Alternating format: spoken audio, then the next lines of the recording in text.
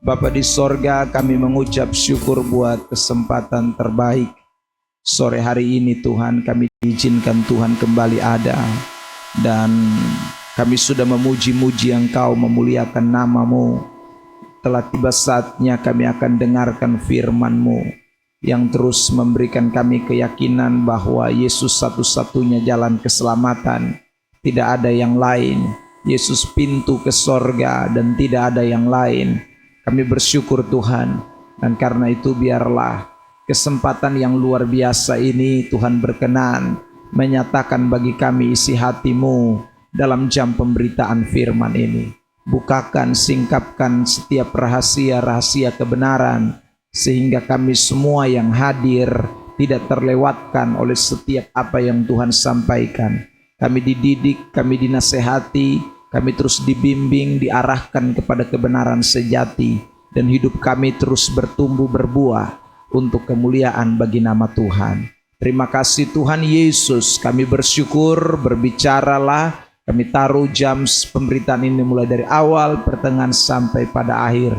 Biar boleh jadi hanya di dalam nama Tuhan Yesus Kristus. Semua kita yang siap dan rindu firman bersama-sama katakan amin. Shalom. Puji Tuhan, Bapak Ibu Saudara yang terkasih di dalam Tuhan Yesus Kristus. Kita akan ada di dalam bagian yang kelima daripada topik pembahasan kita mengenai doktrin soteriologi itu. Saya mau ingatkan kembali kepada kita mengenai sejumlah bagian yang kita sudah bahas atau yang sudah kita perhatikan pada pertemuan-pertemuan kita yang sebelumnya. Sekali lagi bahwa bicara tentang keselamatan itu maka sesuatu yang sangat penting bagi iman kekristenan, perlu kita pahami dengan baik, karena ini bukan menyangkut hanya saja hari ini, tetapi akan datang di mana saudara dan saya akan tinggalkan dunia ini. Dan karena itu kita harus memahami sesungguhnya ajaran itu, sehingga kita memiliki kepastian tentunya tentang keselamatan yang dianugerahkan kepada kita. Nah, bagian daripada apa yang sudah kita bahas yaitu yang pertama tentang panggilan keselamatan. Ya saudara, kita membahas mengenai itu, dan itu merupakan hal yang paling mendasar di dalam urut-urutan tentang keselamatan itu sendiri. Jadi kalau saudara yang dikasih oleh Tuhan bisa duduk hari ini di tikar persekutuan doa, bisa jadi orang Kristen, itu karena ada yang namanya panggilan keselamatan. Panggilan keselamatan itu juga menjadi tugas kita semua yang sudah dipanggil untuk diselamatkan. Jadi itu semacam mata rantai atau tongkat estafet yang tidak boleh berkeputusan.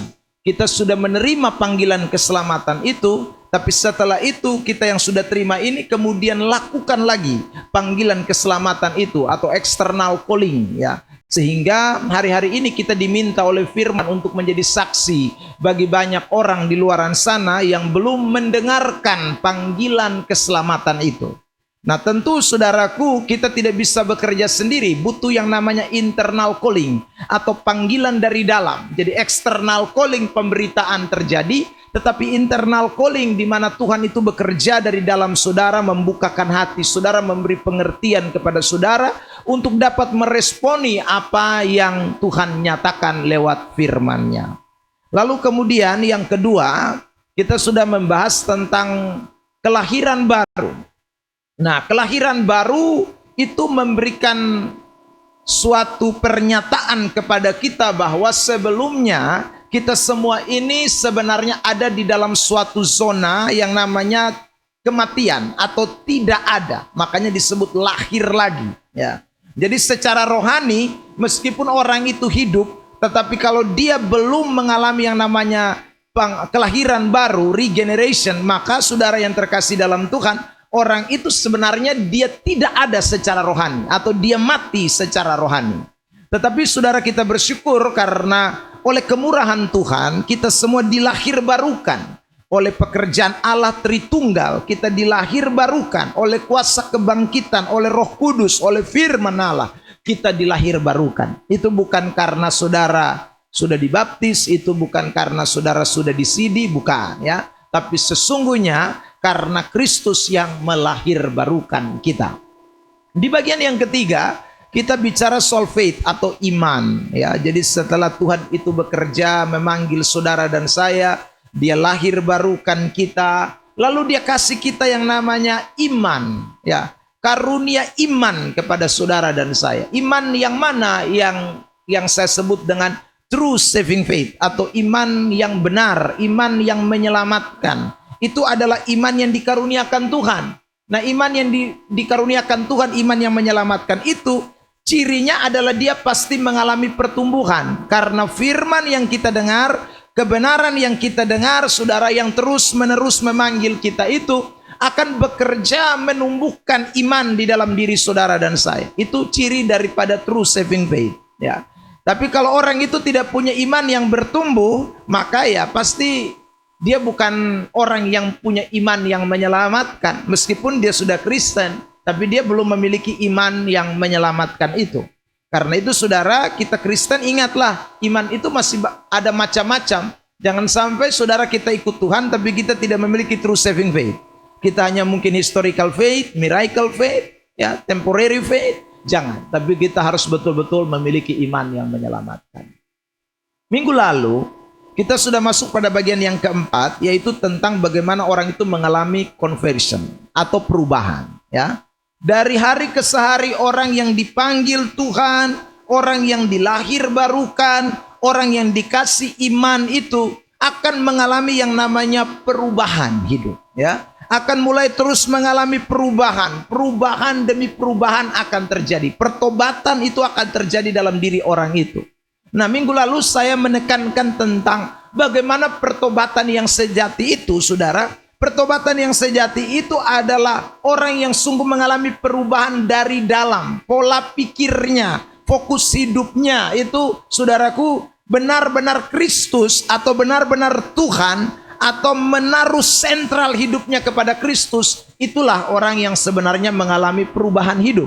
Ya. Sebab kalau tidak demikian, maka perubahan itu bisa jadi perubahan yang sementara, perubahan yang sifatnya ya tidak terus menerus, tidak permanen, karena hanya dipengaruhi oleh sesuatu yang ada di luar. Nah, kekristenan tidak mengajarkan demikian. Orang yang diselamatkan oleh Tuhan, orang yang memperoleh keselamatan dari Allah, yang sudah dilahirbarukan, yang sudah diberi karunia iman, itu pasti hidupnya akan mengalami perubahan dari dalam. Terus menerus akan berubah. Ya. Pemahaman dia tentang Tuhan itu juga tambah hari akan membawa dia semakin mengenal tentang Tuhan itu secara benar. Itu perubahan yang akan dialami. Nah, hari ini kita akan masuk pada bagian yang kelima, yaitu tentang pembenaran atau justification. Ini kita akan perhatikan pada kesempatan ini. Saudara yang terkasih di dalam Tuhan, pembenaran ini adalah sesuatu yang dikerjakan oleh Tuhan bagi kita. Lihat beberapa ayat yang saya mau tunjukkan bagi kita mendahului pembahasan ini. Filipi pasal 3 ayat 9. Filipi pasal 3 ayat 9.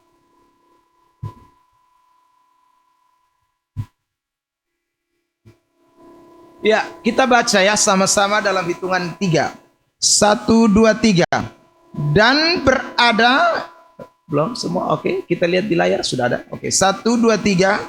Dan berada dalam dia, bukan dengan kebenaranku sendiri, karena mentaati hukum Taurat, melainkan dengan kebenaran karena kepercayaan kepada Kristus, yaitu kebenaran yang Allah anugerahkan berdasarkan kepercayaan. Jadi iman itu, saudaraku, membuat saudara dan saya kemudian diberi yang namanya pembenaran. Kebenaran itu dinyatakan buat saudara dan saya bukan karena mentaati hukum Taurat. Jadi ini kebenaran dalam bagian ini nanti kita akan lihat bahwa ini tidak berbicara tentang soal hidup seseorang dalam karakter atau dalam sikap, bukan. Ya, saudara. Tapi ini semacam suatu legalitas status yang Tuhan berikan kepada seseorang. Kenapa kita butuh legalitas status pembenaran? Karena sebelumnya kita ini punya status orang-orang bersalah. Sebelumnya kita ini adalah orang-orang yang, saudaraku, ada dalam penghakiman atau penghukuman sesuai Roma 8 ayat 1. Di luar Kristus semua orang itu ada di dalam penghukuman. Kalau kita ada dalam penghukuman berarti status kita itu terdakwa atau orang bersalah. Nah, bagaimana saudaraku orang yang bersalah terdakwa itu bisa masuk surga kalau statusnya itu tidak dirubah lebih dulu? Maka Kristus melakukan yang namanya pembenaran atau justification. Dia merubah status saudara dan saya dari saudaraku orang-orang yang bersalah, orang-orang yang seharusnya dihukum, orang-orang seharusnya saudaraku masuk ke dalam penghakiman neraka, tetapi oleh karena Kristus Yesus kita semua sekarang dibenarkan. Ada amin? Lihat ayat ini, 8 ayat 30, Roma pasal 8. Ya, tadi ayat 1 sudah. Sekarang kita lihat ayat 30 dari kitab Roma pasal 8. Roma 8 ayat 30. Ya, 1, 2, 3. Dan mereka yang ditentukannya dari semula, mereka itu juga dipanggilnya. Dan mereka yang dipanggilnya, mereka itu juga apa? Dan mereka yang dibenarkannya, mereka itu juga yang dimuliakannya. Ini ayat nanti kita akan baca lagi pada bagian terakhir dari pembahasan kita mengenai the order of salvation atau urut-urutan keselamatan ini. Karena saudara lihat ya, panggilan sudah ini ya, calling sudah. Tapi setelah dipanggil kita tidak dibiarkan begitu. Setelah dia panggil, dia regenerasi kita, dia kasih kita iman, kita mengalami perubahan, lalu dia kemudian membenarkan kita. Status saudara dan saya itu dibenarkan. Saudara yang terkasih dalam Tuhan, nanti puncaknya dimuliakan. Glory bagi Allah, kemuliaan bagi Allah itu nanti pada bagian yang terakhir. Nah, saudara yang terkasih dalam Tuhan, ini kerja Kristus dalam hidup saudara dan saya. Dan catatan-catatan Alkitab ini memberikan fakta itu, bahwa saudara dan saya adalah orang-orang yang dibenarkan oleh Tuhan. Saya ulang, ini tidak bicara soal Anda dan saya tidak lagi melakukan sesuatu yang salah, bukan. Tapi ini berbicara tentang status kita di hadapan Allah.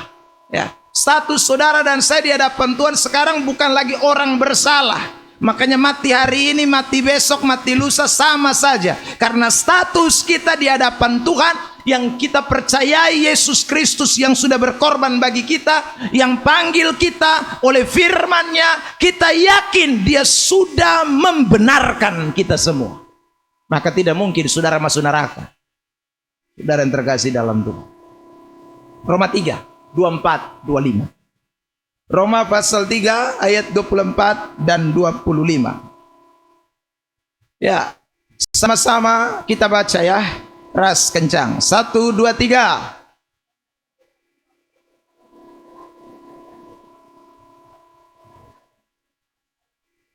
Dibenarkan dengan cuma-cuma.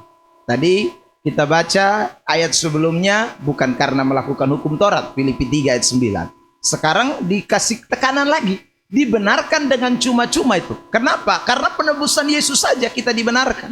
Itu bukan karena usaha kita. 25, mari kita lihat. Roma pasal 3. 1, 2, 3. Kristus Yesus telah ditentukan Allah menjadi jalan pendamaian karena iman dalam darahnya. Hal ini dibuatnya untuk menunjukkan keadilannya. Karena ia telah membiarkan dosa-dosa yang telah terjadi dahulu pada masa kesabarannya. Jadi saudara, dia membenarkan kita karena dia sudah ditentukan Allah menjadi jalan pendamaian. Ya. Jadi saudara, Yesus datang itu salah satunya saudaraku adalah untuk memberikan status baru kepada kita. Untuk menggantikan legalitas status kita di hadapan Allah. Yang mana sudah tadinya orang bersalah, sekarang disebut orang benar. Itu karena ada yang namanya pengorbanan Kristus. Galatia pasal 2 ayat 16. Mari kita lihat lagi ayat ini. Kitab Galatia pasal 2 ayat 16. Ya, 1, 2, 3. Kamu tahu bahwa tidak seorang pun yang dibenarkan oleh karena melakukan hukum Taurat. Tetapi hanya oleh karena iman dalam Kristus Yesus. Sebab itu kami pun telah percaya kepada Kristus Yesus, supaya kami dibenarkan oleh karena iman dalam Kristus, dan bukan oleh karena melakukan hukum Taurat. Sebab tidak ada seorang pun yang dibenarkan oleh karena melakukan hukum Taurat. Ibaratnya begini, saudara.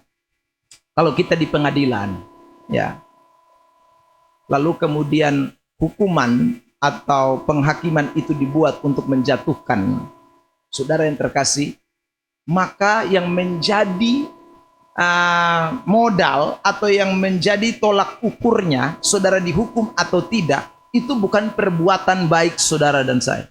Ingat baik-baik. Tetapi saudara yang terkasih dalam Tuhan, modalnya adalah karena iman dalam penebusan di dalam Kristus Yesus.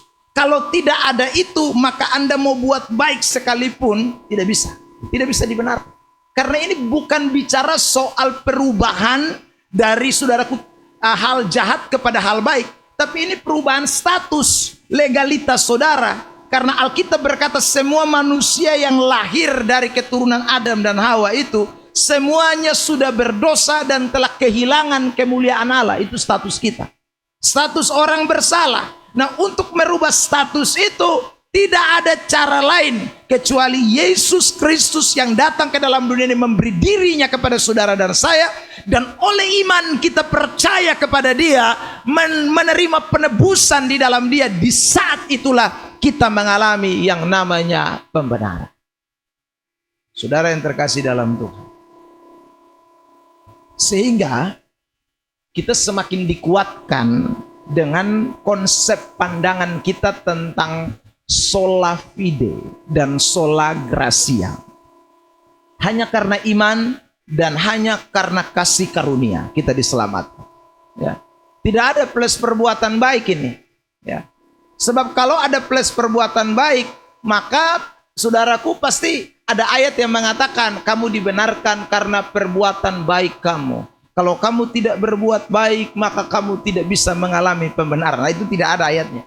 Semua jelas, hanya karena iman, hanya karena pengorbanan, hanya karena iman, hanya karena pengorbanan Kristus. Di dalam itu saudara dan saya percaya, maka kita pasti dibenarkan oleh Kristus Tuhan. Makanya orang-orang yang sudah dibenarkan itu pasti mewarisi kerajaan Allah, pasti masuk sorga. Yang penting benar-benar sudah mengalami yang namanya beriman dan percaya sungguh kepada penebusan Kristus Yesus. Lihat Titus pasal 3 ayat 7. Jadi kalau saudara ada pada posisi ini, jangan takut ya, mati pasti masuk surga, tidak mungkin masuk neraka. Titus pasal 3 ayat 7. 1, 2, 3. Supaya kita sebagai orang yang dibenarkan oleh kasih karunia-Nya berhak. Amin. Bilang samping kiri kanan, kamu ada hak masuk surga. Bukan karena perbuatan baik. Nah, itu ingat baik-baik. Bukan karena perbuatan baik, tapi karena kamu dapat kasih karunia dengan cuma-cuma. Kamu beriman kepada Yesus Kristus. Nah, sampai ke tahap ini, saya berharap saudara tidak otaknya kembali lagi ke awal. Maksud saya begini, saudara. Ada orang kita sudah jelaskan sampai sini, dia bilang, berarti Pak, kalau begitu kita bisa buat dosa seenak kita dong. Loh, itu berarti kamu kembali ke nol lagi. Ingat tahapan-tahapannya. Sudah orang itu sudah dipanggil Tuhan, dia mengalami yang namanya regeneration, mengalami kelahiran baru, dia sudah dikasih iman, dia kemudian mengalami pembaharuan. Bagaimana saudara yang kasih iman yang dia miliki itu iman yang benar, bukan iman yang tadi saya sebut-sebut itu, iman historik, iman miracle, bukan. Lah kalau begitu saudaraku, kenapa orang seringkali sudah sampai di tahap ini dia masih kembali lagi tahap awal? Ya saudara, itu sama dengan sudah naik kelas 6, belajar ulang kelas 1. Jam bodok begitu. Ya saudara yang terkasih dalam Tuhan. Ya sungguh saya mau kasih tahu ini. Karena ada orang kita sudah bicara sampai di tahap ini loh. Ya, tapi dia masih bilang lagi, tapi bagaimana kalau kita masih hidup di dalam dosa terus menerus? Berarti kau belum lewati 1, 2, dan 3 tadi. Kau mesti di sana dulu, jangan omong di sini. Karena orang yang sudah omong di sini ini, dia sudah melewati itu yang namanya panggilan keselamatan. Dia sudah memiliki yang namanya kelahiran baru. Dia sudah dapat yang namanya iman yang sejati. dia betul-betul mengalami perubahan dari dalam terus menerus, baru dia ada pada posisi yang namanya pembenaran itu. Saudara yang terkasih dalam Tuhan. Jadi otak kita mesti tambah naik, jangan tambah turun. Ya. Saudara yang terkasih dalam Tuhan. Ini tahapan yang kita sudah lewati. Jadi pasti hidup kekal. Kalau saudara ada pada posisi ini, tidak mungkin masuk neraka. Itu pasti sorga, pasti. Karena yang jamin Alkitab. Saudara yang terkasih dalam Tuhan. Ya. Jadi karena itu saudara, betapa pentingnya pembenaran. Sebab tanpa itu maka tidak ada orang bisa hidup kekal, tidak ada. Maka sampai di sini saya ingin memberitahu kepada kita, tidak ada keselamatan di luar Kristus. Tidak ada 2 sorga, 3 sorga, 4 sorga, 5 sorga, tidak ada. Saudara yang terkasih dalam Tuhan. Hanya ada 1 sorga, dan sorga yang itu adalah Yesus Kristus, milik Allah Bapa, Allah Anak, dan Allah Roh Kudus. Tidak ada Allah lain, saudara. Jadi tidak ada yang bilang, oh Islam pun sorga di sini, Hindu pun sorga di situ. Tidak ada, saudara yang terkasih dalam Tuhan. Sorga tidak ada istilah bagi-bagi coupling. Ya. Hanya orang-orang yang dibenarkan. Hanya orang-orang yang dibenarkan saja, saudaraku. Dan siapa yang membenarkan? Cuman Yesus Kristus yang membenarkan. Tidak ada yang lain yang bisa membenarkan. Tidak ada nabi lain, pemimpin lain, juru selamat lain yang bisa membenarkan. Satu-satunya yang bisa membenarkan saudara hanya Yesus Kristus. Karena dia yang telah datang menebus dan memberikan hidupnya bagi manusia sebagai ganti dosa-dosanya. Ada amin? Nah itulah. Maka saudara yang terkasih dalam Tuhan, hanya Yesus yang bisa kasih pembenaran. Di luar Yesus semua masih punya status yang sama, salah. Mau buat baik sebaik-baiknya, waktu berdiri di pengadilannya Tuhan, salah. Pasti masuk neraka. Saudara yang terkasih dalam Tuhan. Karena modalnya bukan perbuatan baik. Saudara yang terkasih dalam Tuhan. Anda melanggar aturan lalu lintas. Ya. Lalu setelah itu Anda dikasih surat tilang. Saudara yang terkasih dalam Tuhan, Anda kemudian pergi ikut sidang. Waktu ikut sidang di sana, Anda berkata, Pak Hakim, saya sudah berubah Pak Hakim. Ya. Sekarang ini saya tidak lagi melakukan yang seperti kemarin saya lakukan. Saya sudah bikin SIM, saya sudah, apalagi saudara yang terkasih dalam Tuhan, STNK saya sudah bayar pajaknya. Lampu sen saya sudah kasih menyala. Lalu saudaraku, kaca spion saya pasang. Saya sekarang sudah pakai helm. Saudaraku, apakah dengan demikian lalu hakim mengatakan semua kesalahan dan pelanggaran kamu itu kami anulir semua? Tidak ada. Lu biar sekarang pacang kaca spion, urusin tilang yang lama tetap berlaku. Ya saudara, surat tilang itu tetap akan berlaku. Anda mesti kena hukuman tetap. Meskipun Anda sekarang sudah tidak lagi melakukan yang tadi. Saudara yang terkasih dalam Tuhan. Jadi maksud apa? Bahwa saudaraku, pembenaran kita itu tidak bisa merubah status kita. Orang bersalah itu tidak bisa dirubah statusnya dengan saudaraku perbuatan-perbuatan baiknya. Tidak bisa. Status kita itu hanya bisa berubah kalau sekali lagi ada orang yang rela mau merubahnya. Ada amin. Saudara yang terkasih dalam Tuhan. Kalau tidak bisa. Ya, jadi 1000 kali Anda buat baik, tetap saja bersalah di hadapan Tuhan. Kalau tidak percaya Yesus. Ya, saudara yang terkasih dalam Tuhan. Itu penting untuk kita sama-sama cermati. Jadi saya ulang lagi. Bagi semua yang sudah mengalami pembenaran di dalam Kristus, pasti selamat. Tidak mungkin tidak. Kenapa kok kita pasti selamat, saudara? Karena pembenaran itu membuat saudara dan saya mengalami yang namanya pendamaian. Ya, saudara lihat ayat ini, kita akhirnya berdamai dengan Allah. Roma pasal 5 ayat 1. Roma pasal yang kelima ayat 1. Oke, kita baca ya sama-sama dalam hitungan ketiga. 1, 2, 3. Sebab itu kita yang dibenarkan karena iman, kita hidup dalam damai sejahtera dengan Allah oleh karena Tuhan kita Yesus Kristus. Kita yang dibenarkan karena iman, kita sekarang hidup dalam damai sejahtera dengan Allah. Saudara yang terkasih dalam Tuhan, ini bukan damai sejahtera dengan diri kita loh. Ini bukan damai sejahtera dengan orang-orang di sekitaran kita, dengan Allah. Kalau ada kata damai sejahtera dengan Allah, itu berarti sebelumnya kita ini bermusuhan dengan Allah. Lihat ayat yang ke-8 dari kitab Roma pasal 5. Kitab Roma pasal yang ke-5, ayat yang ke-8 mulai. Kita baca 1, 2, 3. Akan tetapi Allah menunjukkan kasih-Nya kepada kita oleh karena Kristus telah mati untuk kita ketika kita masih berdosa. Ayat 9.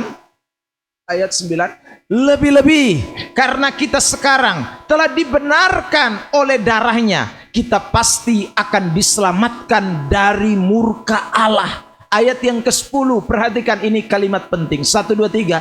Sebab jikalau kita ketika masih seteru itu berarti apa? Musuh, diperdamaikan dengan Allah oleh kematian anaknya, lebih-lebih kita yang sekarang telah diperdamaikan, pasti akan diselamatkan oleh hidupnya. Makanya pasti kita masuk surga. Ya saudara, karena lewat pembenaran itu Anda dan saya berdamai dengan Tuhan Allah. Lewat pembenaran yang dikerjakan oleh kematian Yesus Kristus, lewat saudaraku pengorbanannya, lewat penebusannya, bukan karena perbuatan baik kita baku damai dengan Tuhan Allah. Tidak ada. Kalau saudara perbuatan baik, tidak mungkin kita bisa berdamai dengan Allah. Tetapi sekali lagi karena pengorbanan, hanya iman kepada Kristus yang sudah mati di Golgota, kita kemudian diperdamaikan dengan Allah. Makanya pasti kita selamat, pasti kita masuk surga, pasti kita beroleh hidup yang kekal. Itu pasti, karena kita dengan Allah sudah menjadi sahabat dan bukan menjadi musuh. Amin. Tanya samping kiri kanan, masih ragu tentang keselamatanmu? Jangan ragu lagi. Saudara yang terkasih dalam Tuhan, santai sah, mati besok, mati lusa sama sah. Terakhir masuk surga juga. Ya, karena ini pasti itu. Ini pasti, bukan lagi mudah-mudahan. Ini pasti. Tidak bermusuh dengan Tuhan Allah lain. Masa Tuhan sudah sambut potong. Ya, supaya damai. Saudara yang terkasih dalam Tuhan. Karena itu, orang kalau hidup di dalam pembenaran, itu Alkitab memberikan beberapa ciri. Saya mau tunjukkan kepada kita sore hari ini, saudara. Jadi kalau supaya saudara tambah yakin ini ciri-ciri ini akan menjadi bagian dari hidup orang itu. Ya, kenapa sih yakin sekali mati pasti masuk surga, atau pasti selamat, pasti hidup kekal? Karena orang yang dibenarkan atau statusnya itu sudah mengalami yang namanya pembenaran, ya. Dia tidak lagi ada pada posisi bersalah, dia sudah didamaikan oleh Allah. Itu pasti ada ciri hidup yang nyata dalam kesehariannya. Itu pasti, saudara yang terkasih dalam Tuhan. Nah, kita lihat Alkitab memberitahu kepada kita. Yang pertama, tadi ayat ini kita sudah baca, tapi saya mau ajak saudara untuk membaca sekali lagi. Galatia pasal 2 ayat yang ke-16 itu. Kitab Galatia pasal 2 ayat 16. Ya. Galatia pasal 2 ayat yang ke-16. Mari kita lihat, saudara. Kita baca ya satu kali lagi ayat ini. 1, 2, 3. Kamu tahu bahwa tidak seorang pun yang dibenarkan oleh karena melakukan hukum Taurat, tetapi hanya oleh karena iman. Saudara garis bawah kalimat ini.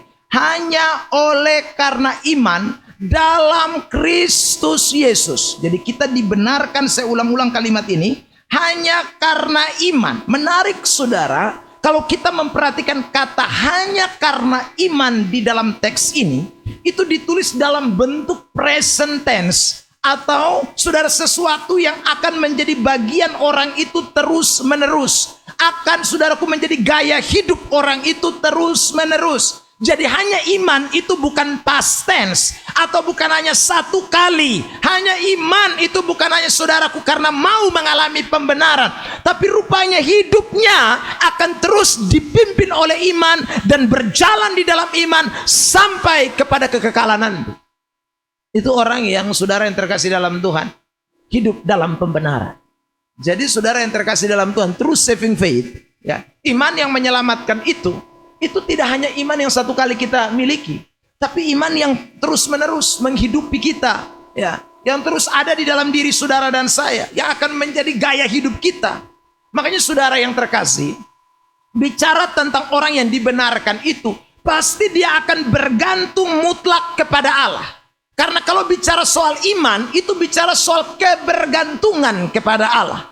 Soal selamat dia bergantung kepada Allah. Soal sorga dia bergantung kepada Allah. Soal hidup kekal dia bergantung kepada Allah. Kalau yang kekal, yang sorga, yang abadi, dia bergantung kepada Allah. Apa toh tidak yang sementara itu dia tidak bergantung kepada Allah?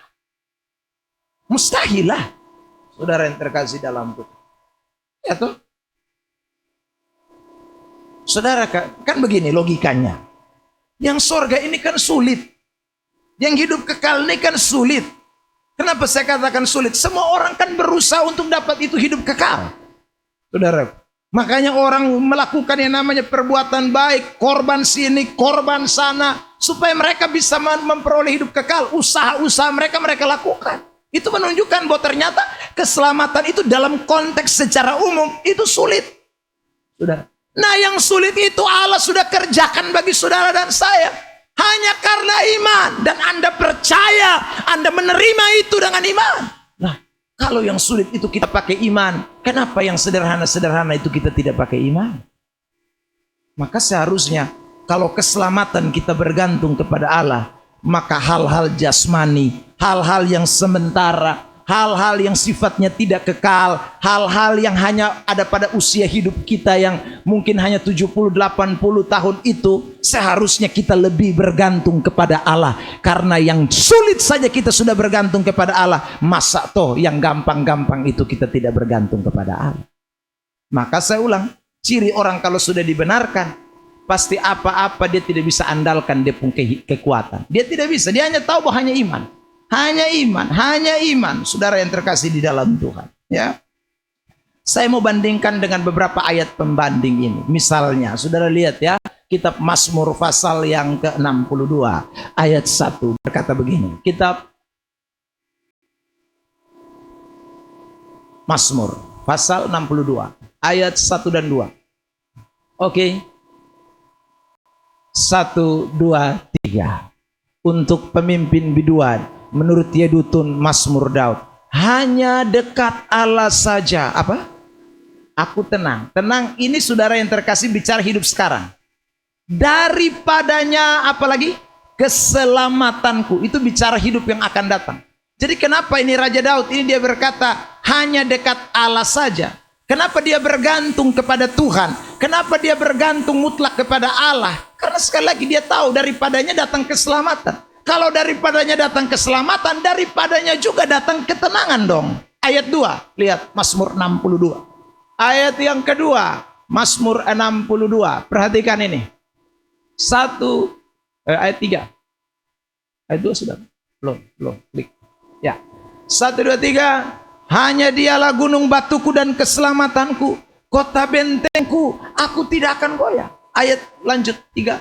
Saudara, berapa lamakah kamu hendak menyerbu seseorang, hendak meremukkan dia, hai kamu sekalian, seperti terhadap dinding yang miring, terhadap tembok yang hendak roboh, dan seterusnya, bla bla bla. Ini Daud sedang menghadapi tekanan, tapi dia tahu kalau selamat hanya karena iman, maka pasti soal-soal jasmani juga hanya karena iman. Hanya dekat Allah saja aku tenang, hanya dekat Allah saja dialah gunung batuku, hanya dekat Allah saja dialah kota perlindunganku, hanya dekat Allah saja dialah kubu pertahananku, hanya dekat Allah saja, tidak dekat yang lain. Saudara yang terkasih dalam Tuhan. Jadi kalau orang Kristen hidup di dalam pembenaran, apa-apa pasti dia utamakan Tuhan lebih dulu. Pasti. Saudara yang terkasih dalam Tuhan. Tidak mungkin yang lain lebih dulu. Pasti Tuhan lebih dulu. Karena dia sudah tahu selamat dari Tuhan. Nah yang lain-lain ini barang-barang kiciana nih. Masa saudaraku Tuhan tidak tolong. Ya pasti itu. Jadi kalau ada orang Kristen bilang, saya sudah selamat. ya, tetapi kebergantungannya tidak kepada Allah. Ini perlu dipertanyakan, saudara yang terkasih dalam Tuhan. Karena bagaimana engkau berkata, Anda yakin sekali Anda sudah selamat, tapi sementara untuk hal-hal yang dalam hidupmu saja engkau tidak bergantung kepada Allah. Kuasa kebangkitan Tuhan itu, saudaraku, mengerjakan pengharapan. Ya. Pengharapan dalam diri seseorang itu kuasa kebangkitan Tuhan. Jadi orang kalau hidup dalam kuasa kebangkitan Tuhan itu, dia pasti hidupnya penuh pengharapan kepada Allah. Ya, bergantung kepada Allah. Tidak ada pengharapan yang lain, tidak ada sandaran yang lain, tidak ada kebergantungan yang lain kecuali hanya Allah saja. Jadi kalau orang sekali lagi mengalami pembenaran itu, semua hidupnya dia akan bergantung kepada Tuhan, tidak mungkin kepada yang lain. Pasti hanya Allah saja, hanya Allah saja. Itu yang menjadi sandaran hidupnya. Itu ciri yang pertama kalau saudara sungguh mengalami yang namanya pembenaran dari Tuhan. Yang kedua, saudara yang terkasih dalam Tuhan, mari kita perhatikan masih di kitab Galatia. Saudara, tadi kita baca ayat 16. Sekarang saya mau ajak saudara untuk memperhatikan ayat yang ke-20. Galatia pasal 2 ayat 20. Ya. Kalau tadi bicara soal kebergantungan kita, sekarang mau bicara soal posisi kita, orang yang sudah dibenarkan itu. Galatia pasal 2 ayat 20. 1, 2, 3. Namun aku hidup, tetapi bukan lagi aku sendiri yang hidup, melainkan Kristus yang hidup di dalam aku. Dan hidupku yang kuhidupi sekarang di dalam daging adalah hidup oleh iman dalam Anak Allah yang telah mengasihi aku dan menyerahkan dirinya untuk aku. Perhatikan kalimat itu. Hidup yang kuhidupi sekarang. Sekarang ini apa artinya? Sudah pada status pembenaran. Sesuai ayat 16. Itu seperti apa? Paulus mengatakan, melainkan Kristus yang hidup di dalam aku. Bukan aku sendiri yang hidup, melainkan Kristus yang hidup. Ini menyangkut posisi kita, ya saudara. Keberadaan kita sekarang dengan Tuhan itu seperti apa? Ini, saudaraku, berkaitan erat dengan pembenaran. Jadi orang kalau hidup di dalam pembenaran, Tuhan dengan dia, posisi Tuhan dengan dia itu sudah menjadi satu, tidak bisa terpisahkan. Saudara, dia di mana, Tuhan di situ. Tuhan di mana, dia di situ. Itu memiliki satu kesatuan. Paulus bilang, bukan aku sendiri lagi yang hidup, melainkan Kristus yang hidup di dalam aku. Kristus yang hidup di dalam aku. Saudara yang terkasih di dalam Tuhan. Itu kenapa ya? Karena ada pembenaran. Hidup yang sudah benar itu, Tuhan dengan kita tidak bisa terpisah. Tuhan dengan kita itu menjadi satu kesatuan. Jadi saudara, beberapa hari yang lalu saya khotbah pengajaran seputaran tentang orang yang kerasukan roh jahat, arwah, setan. Bisakah orang yang sudah dibenarkan itu dirasuki roh jahat? Atau saudaraku dirasuki orang bilang arwah orang mati? Saudara yang terkasih dalam Tuhan, mustahil. Tuhan ada di dalam dia, nak. Saudara yang terkasih dalam Tuhan, Tuhan ada di dalam dia. Bagaimana kok setan bisa masuk? Itu kan berarti bisa-bisa setan dan Tuhan bakonco di dalam. Bisakah terjadi demikian? Bukan, tidak mungkin, saudara yang terkasih dalam Tuhan. Makanya yakinlah, kalau saudara hidup di dalam pembenaran, saudara dan Tuhan itu tidak bisa terpisahkan. Saudara di mana, Tuhan di situ. Tuhan di mana, saudara di situ. Maka kita berkata, di mana 2-3 orang berkumpul dalam namaku, aku ada di tengah-tengah mereka. Kenapa ya? Ini orang dong, ada Tuhan di dalam dong pun diri semua, nak karena. Jadi di mana dong ada Tuhan, ada di situ. Setan tidak ada, tidak mungkin setan ada. Ya. Nah, ini posisi kita, anak-anak Tuhan. Maka orang yang beriman dan dibenarkan oleh Tuhan, selain dia sudah hidup kekal, hidupnya bergantung sepenuhnya kepada Tuhan, sudah pasti. Lalu yang kedua, saudara yang terkasih di dalam Tuhan, dia pasti akan mengalami yang namanya keberadaan posisi, status dengan Tuhan. Makanya saudara, orang ini tidak mungkin masuk neraka. Makanya di dalam kekristenan, saya mau kasih tahu kita, konsep keselamatan itu tidak bisa hilang. Tidak bisa hilang. Bagaimana saudaraku, Tuhan ada di dalam orang itu, kok itu keselamatan bisa hilang? Tidak ada, saudara yang terkasih dalam Tuhan. Kecuali memang Tuhan tidak ada dalam diri orang itu. Ya. Makanya keselamatan tidak mungkin hilang karena Tuhan ada di sini. Nah. Saudara yang terkasih. Jadi sampai di sini kita semakin memahami konsep keselamatan di dalam kekristenan, saudara. Ya. Jadi makanya hidup kekal itu hidup yang permanen. Makanya tidak ada bilang kamu akan beroleh hidup sementara. Kalau sementara itu bisa hilang. Tapi hidup kekal. Karena namanya kekal itu tidak bisa, saudaraku, hari ini ada besok hilang. Itu bukan hidup kekal dong. Hidup kekal itu sesuatu yang permanen selama-lamanya, namanya kekal. Itu unlimited. Tidak bisa punya waktu atau batasan tertentu. Saudara yang terkasih. Itu bukan sama seperti kartu XL-mu dan kartu simpatimu itu yang sebentar bisa habis pulsa dan kemudian ya perlu isi ulang. Tidak ada, keselamatan itu selama-lamanya. Sekali diselamatkan, selama-lamanya pasti selamat. Amin. Itu yang disebut dengan predestinasi. Ya. Saudara yang terkasih dalam Tuhan. Jadi predestinasi itu bukan dalam konteks apa ya? Orang di luar sana itu bilang kalau kita itu kedaulatan Allah. Kalau dong itu apa ya? Takdir. Itu bukan. Predestinasi itu bukan takdir, saudara. Itu kedaulatan Allah yang Allah nyatakan di dalam Kristus Yesus bagi kita.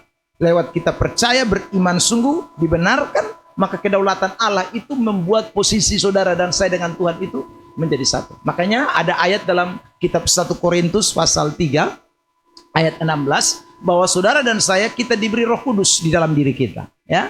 Bait Roh Kudus di mana Roh Allah diam di dalam saudara. Itu kata firman Tuhan. Siapa kita yang dikasih Roh Kudus itu? 1 Korintus 6 ayat yang ke-19 dan 20, kita yang sudah dibeli, yang sudah lunas harganya, yang sudah dibenarkan, kitalah yang punya Roh Kudus itu. Roh Kudus itu masuk tinggal di dalam diri kita. Jadi itu bicara soal pembenaran. Yang terakhir, saudaraku, kalau kita bicara soal pembenaran, saya ulang lagi, selain itu membuktikan orang itu akan terus bergantung kepada Allah. Dua, dia sudah punya posisi yang pas, tidak akan berubah lagi. Posisinya itu sudah Tuhan di dalam dia, dia di dalam Tuhan sampai mati, sampai kapanpun. Yang ketiga, saudara yang terkasih, mari kita lihat ayat 21 kitab Galatia pasal 2 ayat yang ke-21. Ya, 1, 2, 3. Aku tidak menolak kasih karunia Allah, sebab sekiranya ada kebenaran oleh hukum Taurat, maka sia-sialah kematian Kristus. Ini menyangkut, saudaraku, kesadaran. Ya. Orang dibenarkan oleh Tuhan itu dia semakin menyadari bahwa hidup di dalam kekristenan itu adalah karena kasih karunia. Aku tidak menolak kasih karunia Allah, saudara yang terkasih dalam Tuhan. Sebab sekiranya ada kebenaran oleh hukum Taurat, dia semakin menyadari. Ini kalimat-kalimat menyadari. Maka sia-sialah Yesus itu mati, sia-sialah Yesus itu bangkit. Orang kalau hidup dalam pembenaran itu dia semakin sadar, saudara yang terkasih dalam Tuhan. Dia semakin memahami, semakin bergantung. Aduh, semakin apa ya? Pokoknya betul-betul merendahkan diri dan taunya hanya bersyukur doang. Hanya bisa bersyukur. Aduh Tuhan ini kata-kata bersyukur nih. Itu bisa tolak Tuhan pun kasih karunia ini. Sekiranya kalau ada kebenaran karena hukum Taurat, aduh, maka benar sia-sia semua yang Tuhan kerjakan di atas Golgota. Tapi sesungguhnya tidak ada kebenaran karena hukum Taurat. Betanya bisa bersyukur karena Tuhan yang mati buat beta. Karena kasih karunia-Nya, karena anugerahnya. Semakin orang menyadari itu, dia semakin rendah hati, semakin tunduk kepada Tuhan, semakin tidak ada apa-apanya di hadirat Tuhan. Itu orang yang mengalami pembenaran dari Tuhan. Beri tepuk tangan yang terbaik buat Tuhan Yesus Kristus. Amin. Nah, karena itu justification, pembenaran, itu sesuatu yang penting bagi hidup kekristenan. Ya, Sudah dipanggil, saya ulang lagi, sudah dilahir barukan, dikasih kita iman, saudara yang terkasih, diubahkan dari hari ke hari, lalu kemudian dia kasih kita yang namanya pembenaran. Nah, nanti minggu depan saya akan bicara soal pengangkatan sebagai anak atau adoption, ya. Nanti kita, saudaraku, setelah dia benarkan kita, dia angkat kita jadi anak. Kalau tadi kita sudah bicara soal posisi kita di dalam Tuhan, ya, di mana Tuhan di dalam kita, kita di dalam Tuhan, posisi kita itu yang saudaraku yang terkasih akan kita lihat lebih dalam lagi. Nah, status itu membuktikan kita ini adalah anak-anak Allah. Ya. Karena kita dengan Allah sudah tidak bisa terpisah, itu Bapa anak, saudara. Jadinya kita sekarang tahu bahwa saya ini adalah anak-anak Allah, diangkat, diadopsi oleh Tuhan lewat kasih karunia yang dianugerahkan kepada kita. Ya. Dan nanti kita akan lihat pada minggu depan. Kiranya Tuhan memberkati kita dengan firman Tuhan ini. Haleluya. Kita mau bersyukur buat kebenaran.